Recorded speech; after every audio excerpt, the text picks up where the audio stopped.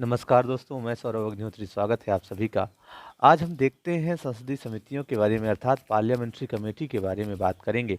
तो हम चाहेंगे कि सबसे पहले आप हमारे चैनल को सब्सक्राइब कर लें, जिससे आगे के वीडियोज आपको प्राप्त होते रहें।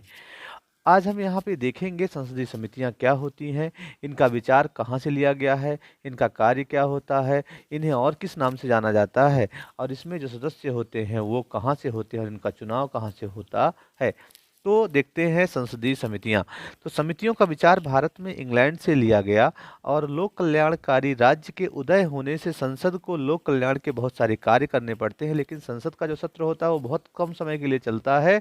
इसीलिए संसद के कार्यों में सहायता करने के लिए समितियों का गठन किया जाता है, और जो समितियों के सदस्य होते हैं वो संसद के सदस्य होते हैं। और ध्यान रखना है कि ये जो सदस्य होंगे वो संसद सदस्यों द्वारा अनुपातिक प्रतिनिधित्व के आधार पर एकल संक्रमणीय मत के द्वारा चुनकर आते हैं, अथवा लोकसभा अध्यक्ष द्वारा नियुक्त होते हैं। और संसदीय समितियों को लघु संसद भी कहा जाता है। और समितियां उस समय कार्य करती हैं जब संसद की कार्यवाही नहीं चल रही होती है, और समितियां अपनी रिपोर्ट संसद को देती हैं। तो यहाँ पर प्रश्न आ सकता है कि समितियां अपनी रिपोर्ट किसको देती हैं, तो संसद को देती हैं। उनकी नियुक्ति कौन करता है, तो लोकसभा अध्यक्ष द्वारा नियुक्त होते हैं। और लघु संसद के नाम से किसे जाना जाता है, तो संसदीय समितियों को लघु संसद भी कहा जाता है।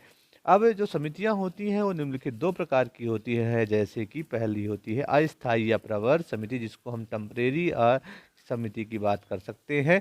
ठीक है। और ये समितियां जो होती हैं आवश्यकता अनुसार बनाई जाती हैं और समाप्त कर दी जाती हैं, और इनका मुख्य कार्य विधायकों की समीक्षा करना होता है। अर्थात जब लोकसभा व राज्यसभा में ये समितियां अलग अलग बनती हैं तो इसमें 30-30 सदस्य होते हैं, और जब दोनों सदन के सदस्यों से मिलकर बनती हैं तो 45 सदस्य यानी 30+15 होते हैं। तब इसे संयुक्त या प्रवर समिति कहते हैं। ठीक है। कि ये जो समिति होती है ये भी ध्यान रखना है कि अस्थायी समिति होती है। और दूसरा ये याद रखना है कि एक समिति होती है स्थायी समिति यानी परमानेंट कमेटी। ये समितियां स्थायी समिति कह सकते हैं। इनके सदस्यों का कार्यकाल 1 वर्ष का होता है। ठीक है। और वर्तमान में लगभग 25 स्थायी समितियां हैं। जैसे पहले हम स्टार्ट करते हैं लोक लेखा समिति की, अर्थात पब्लिक अकाउंट कमेटी की बात करते हैं, जिसको हम पीएसी कहते हैं। यह भारतवर्ष की सबसे पुरानी समिति है, और इसका गठन जो हुआ है भारत शासन अधिनियम के तहत हुआ था। और बाद में ध्यान रखना है कि 1950 में इसका नए सिरे से गठन हुआ। इसमें कुल 22 सदस्य होते हैं, जिसमें 15 जो होते हैं वो लोकसभा से और 7 सदस्य होते हैं राज्यसभा के होते हैं। और ये सदस्य अनुपातिक प्रतिनिधित्व के आधार पर एकल संक्रमणीय मत के द्वारा संसद सदस्यों द्वारा चुनकर आते हैं। और विपक्ष का जो सदस्य होता है इसका अध्यक्ष होता है। और लोक लेखा समिति का मुख्य कार्य जो होता है सरकार के प्रत्येक मंत्रालय के खर्चों की जांच करना है, और सीएजी की रिपोर्ट की जांच करना होता है। और ध्यान रखना लोक लेखा समिति को अनुमान समिति की जुड़वा बहन भी कहते हैं। और लोक लेखा समिति को सीएजी अर्थात नियंत्रक महालेखा परीक्षक का दार्शनिक मित्र, ठीक है, या मार्गदर्शक भी कहा जाता है। तो यहाँ पर क्वेश्चन पूछ सकता है कि सीएजी का मार्गदर्शक किसे कहा जाता है। ठीक है। या किसकी जुड़वा बहन होती है लोक लेखा समिति। ठीक, ये ध्यान रखना है। अब दूसरा बात करते हैं अनुमान या प्राक्कलन या मितव्ययी समिति यानी एस्टिमेट कमेटी की बात करें तो यह संसद की सबसे बड़ी समिति है। इसमें सभी 30 सदस्य लोकसभा के सदस्य होते हैं, और ये लोकसभा सदस्यों द्वारा आनुपातिक प्रतिनिधित्व के आधार पर एकल संक्रमणीय मत के द्वारा चुनकर आते हैं। और यह समिति जो होती है बजट पारित होने के पूर्व कार्य करती है। इसका कार्य सभी मंत्रालय के खर्चों का अनुमान लगाना है तथा वित्त मंत्रालय को अपनी रिपोर्ट देना है। यह सरकार के मंत्रालयों में समन्वय स्थापित करने के लिए वैकल्पिक नीतियों का सुझाव भी देती है ताकि प्रशासन में कुशलता आ सके। ठीक है। तो इसका कार्य क्या होता है हमने देख लिया है। दूसरा होता है सार्वजनिक उपक्रम समिति की बात करें यानी पीयूसी की बात करें यानी पब्लिक अंडरटेकिंग कमेटी की बात करें तो इसमें 22 सदस्य होते हैं, जिसमें से 15 लोकसभा के और 7 राज्यसभा के सदस्य होते हैं। ये सदस्य भी संसद सदस्यों द्वारा आनुपातिक प्रतिनिधित्व के आधार पर एकल संक्रमणीय मत के द्वारा चुनकर आते हैं और यह समिति सरकारी उद्योगों की स्वायत्तता एवं कार्यकुशलता की जांच करती है तथा सीएजी के रिपोर्ट के उस भाग की जांच करती है जो सार्वजनिक उपक्रम से संबंधित होते हैं। ठीक है, यानी सीएजी की रिपोर्ट की भी जांच कौन करेगी? सार्वजनिक उपक्रम समिति।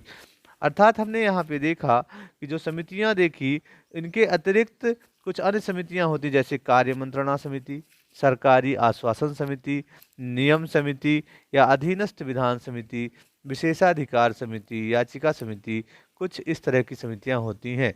ये भी याद रखना है कि नियम समिति में 7 सदस्य होते हैं जो कि लोकसभा अध्यक्ष द्वारा नियुक्त होंगे।